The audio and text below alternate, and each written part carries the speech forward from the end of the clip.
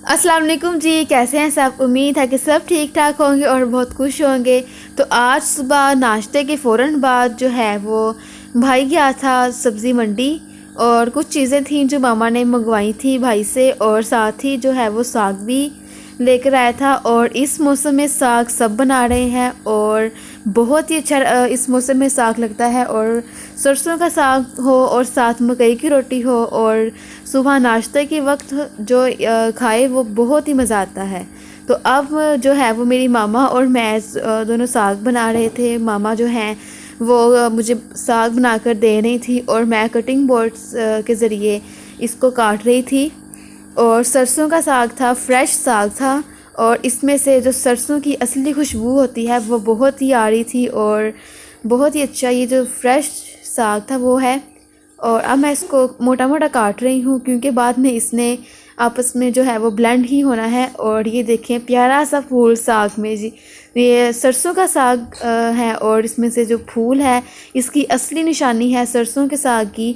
और बहुत ही छोटे छोटे फूल प्यारे लगते हैं और इनको तो काटने का दिल भी नहीं करता, लेकिन जो है वो मजबूरी होती है कि इनको काट लिया जाए, और क्योंकि इसी का थोड़ा बहुत टेस्ट होता है साग में। और अब मैं साग को काट लूँगी।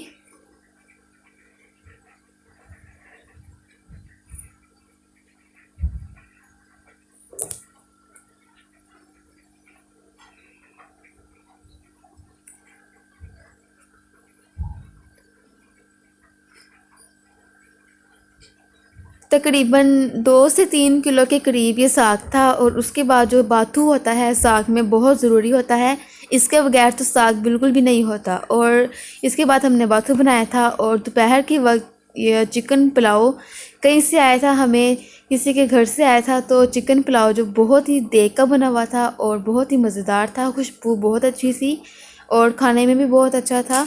तो दोपहर को तो हमने ये खा लिया था और रात के वक्त जो है वो साग हमने बनाना शुरू कर दिया था। और जी इसके बाद जो है नाश्ते के जो बर्तन होते हैं, चाय के बर्तन हो या नाश्ते के बर्तन हो, थोड़े से थे, मैं साथ साथ धोती जाती हूँ। और बस थोड़े से बर्तन थे इसलिए मैंने साथ साथ धो रही थी। सर्दियां हैं तो वैसे भी बर्तन धोने का इतना दिल नहीं करता, गर्म पानी हो तो फिर जो है वो दिल कर लेता है कि बर्तन धो लें, लेकिन ठंडे पानी से इतना दिल नहीं करता। लेकिन आज जो है वो हमारा गीज़र नहीं था चल रहा क्योंकि गैस भी बहुत कम थी आज, क्योंकि सर्दी भी बहुत ज़्यादा थी और जिस दिन सर्दी ज़्यादा हो उस दिन गैस भी बहुत कम होता है। और मैंने तो सिलेंडर लगाया हुआ है अपने घर में, लेकिन उस वो जो सिलेंडर है वो गीज़र को नहीं लग सकता, लेकिन जो है वो इसलिए गीज़र नहीं चला और ठंडे पानी से मजबूरन बर्तन धोने पड़े। लेकिन कोई नहीं, थोड़े से बर्तन थे वो मैंने फटाफट धो लिए थे।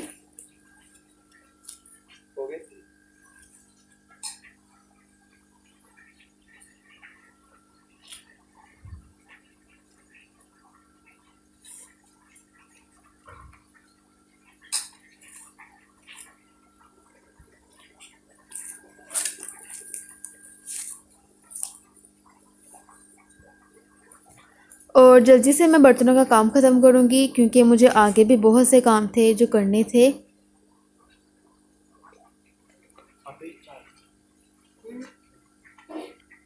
बर्तन जो है वो सारे धुल चुके थे, तो अब जो है शेल्फ़ की बारी थी। शेल्फ़ में मैं साफ़ कर रही हूँ अच्छी तरह से साबुन लगाकर।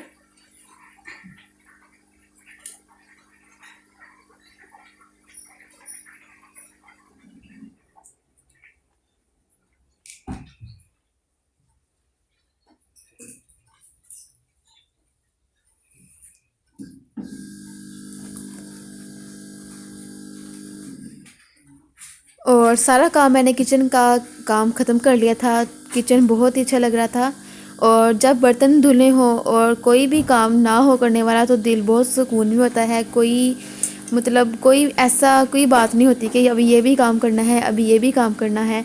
लेकिन मेरी जो थी ड्यूटी वो बर्तन धोने की थी, और जो बाकी जो है वो काम वो मेरी मामा ने और मेरी बड़ी सिस्टर ने किए थे।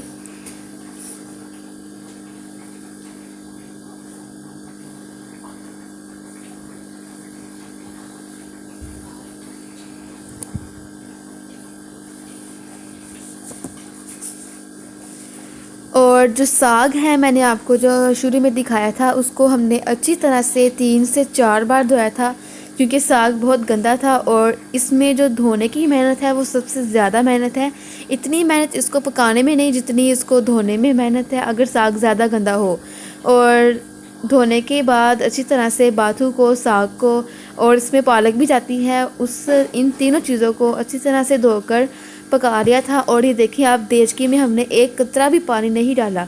और ये जो पानी है इन तीनों चीज़ों का पानी है, और ये खुद अपने आप ही खुश्क होता जाएगा। और शाम को मेरा दिल कर रहा था कि चॉकलेट केक मैं बनाऊं, और वैसे भी केक जो है वो मुझे बहुत पसंद है, और आपसे मैंने 1-2 रेसिपीज़ शेयर भी की हुई है केक की।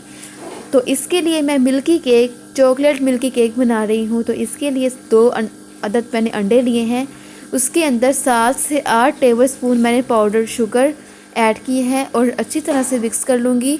विस्क से मुझसे इतने अच्छी तरह मिक्स नहीं हो रहा था, और इसलिए मैंने एग बीटर से इसको मिक्स किया था अच्छी तरह से, ताकि जो इसकी जो है ये मिक्सचर फॉर्म में हो जाए और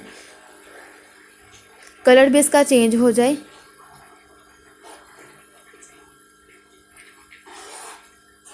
मीडियम स्पीड पर मैं इसको बीट कर लूँगी।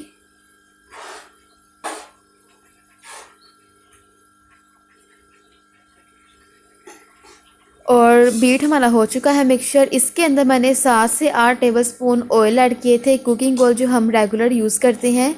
और इसके बाद मैं शामिल करूँगी 4 टेबलस्पून इसके अंदर मैदा। ये केक बहुत ही आसान है, हर कोई इसे बना सकता है, और जो चीज़ें हैं वो हर एक घर में होती हैं, तो हर कोई इसको बना सकता है आसानी से। और 3 टेबलस्पून मैंने इसके अंदर कोको पाउडर ऐड किया था, क्योंकि चॉकलेट केक है तो चॉकलेट केक के अंदर कोको पाउडर ऐड करना ज़रूरी है।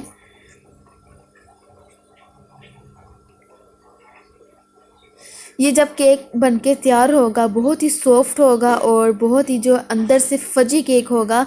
लेकिन इसके अंदर जो है वो ना इसके अंदर बटर जाता है, ना इसके अंदर कोई वनीला एसेंस है, और ऐसी कोई भी चीज़ नहीं। तो अब मैं यहाँ पर डाल रही हूँ 1 टीस्पून बेकिंग पाउडर,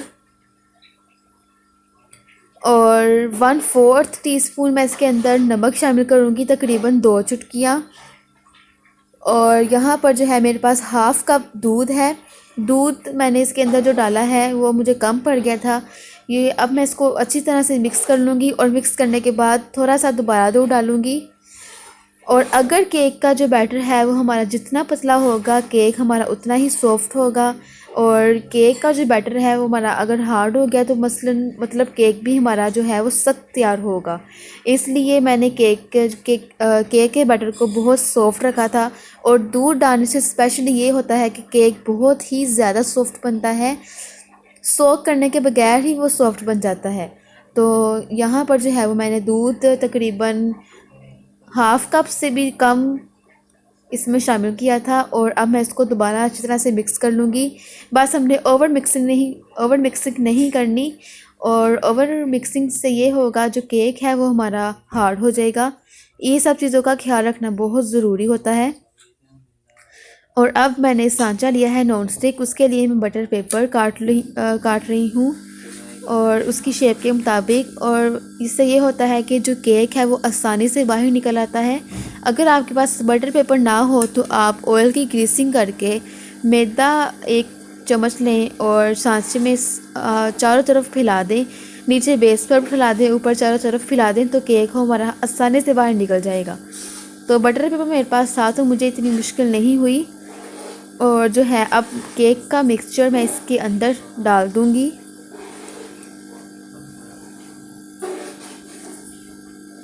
और ये देखें बहुत ही अच्छा, और कोई इसमें लम्स नहीं था, बहुत ही अभी से ही चॉकलेट की एक रिच सी जो है वो स्मेल इससे आ रही थी।